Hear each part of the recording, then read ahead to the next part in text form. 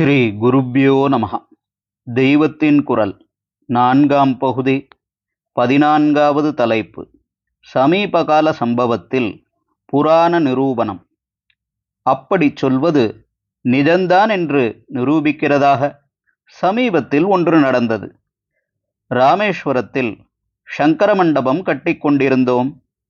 ஸ்ரீமட்டத்தால் ராமேஸ்வரம் அக்னி தீர்த்தக்கரையில் நிர்மாணிக்கப்பட்டு 1963ஆம் ஆண்டு சங்கர ஜெயந்தி அன்று கும்பாபிஷேகம் கொண்ட மண்டபம். அதில் பிரதிஷ்டை செய்ய வேண்டிய ஆச்சாரியாள் பிம்பத்தை லாரியில் எடுத்து கொண்டு போயிற்று.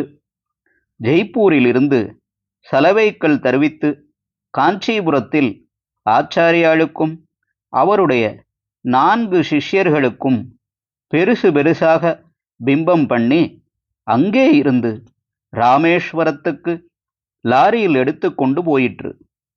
அப்போது வழியில் சரியாக இந்த அச்சிறுப்பாக்கத்திலேயே லாரி பிரேக் டவுன் ஆகி நின்று விட்டது. அப்புறம் பிள்ளையாருக்கு 108 தேங்காய் உடைத்து விட்டே லாரியை பழுது பார்த்து கிளப்பிற்று. அதற்கு பிற்பாடு எந்த விக்னமும் இல்லாமல் கும்பாபிஷேகம், பிரதிஷ்டை எல்லாம் ஜாம் என்று நடந்தது.